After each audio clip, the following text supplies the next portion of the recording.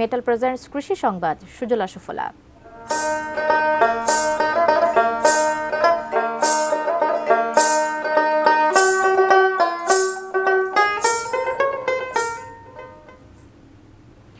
অপরিকল্পিতভাবে রাস্তা নির্মাণ ও পানি প্রবাহে প্রতিবন্ধকতা সৃষ্টির ফলে টাঙ্গাইলের বাসাইলে কৃষি জমিতে সৃষ্টি হয়েছে জলাবদ্ধতা।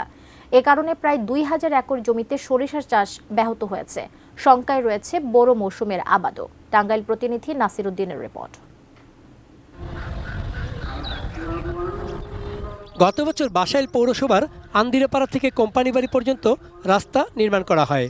স্থানীয় কৃষকরা জানান, গত বর্ষায় জিনাই নদীর বাঁধ ভেঙে বাসাইল পৌর এলাকার আন্দিরাপাড়া, এসারপাড়া, পালপাড়া, বালিনা সহ কয়েকটি গ্রামে পানি ঢুকে যায়। অপরিকল্পিতভাবে রাস্তা নির্মাণের কারণে ৫ মাসেও এ পানি বের হতে পারেনি, ফলে সৃষ্টি হয়েছে ব্যাপক জলাবদ্ধতা। ব্রিজ কালপার্টগুলো বন্ধ করে দিয়া এই এলাকার কয়েক হাজার একর জমি রবি শস্য থেকে বঞ্চিত। বুড়ো আবাদ এবং হলো এই ইরি সরষে আবাদ এগুলা খুব ব্যাহত হইতেছে। এলাকার বেশিরভাগ মানুষ কৃষিজীবী। কোমর পর্যন্ত পানি থাকায় এবার সরিষার আবাদ সম্ভব হয়নি। বোরোর বীজতলা বুনতে পারেনি কৃষক।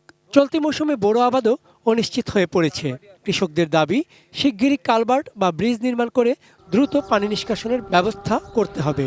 পানিটা ঢুকছে ভাঙ্গে চুরে, এই পানিটা বাড়িয়ে হাঁটতেছে না। আমরা ধানের বীজ ফলাই সরষে আবাদ করে হাঁটতেছি না। পানিটা আটকা পড়ছে, এখন পানিটা এলো নিষ্কাশনের কোনো ব্যবস্থা নেই। তো সরকারের কাছে আমরা আশাবাদী, সে তার একটা পানি নিষ্কাশনের ব্যবস্থা করে দিবে। সমস্যা সমাধানে দীর্ঘমেয়াদী পরিকল্পনা নেওয়ার কথা জানায় পৌর কর্তৃপক্ষ। ওখানে টেম্পোরারি কিছু করা হলে রাস্তাটার ক্ষতি হতে পারে। এই কারণে আমরা বর্তমান অর্থ বছরের এডিপির যে প্রকল্প, এখান থেকে পার্মানেন্ট স্ট্রাকচার, যেটা রাস্তারও ক্ষতি হবে না এবং জলাবদ্ধতাও নিরসন হবে, এরকম ভেন্ট অথবা বক্স কালভার্ট অথবা যুগোপযোগী কিছু আমরা করে দেওয়ার চেষ্টা করব। কৃষি বিভাগ জানায়, চলতি মৌসুমে জলাবদ্ধতার কারণে প্রায় ২,৫০০ মেট্রিক টন বোরো ধান ও ৭৮০ মেট্রিক টন সরিষার আবাদ কম হতে পারে।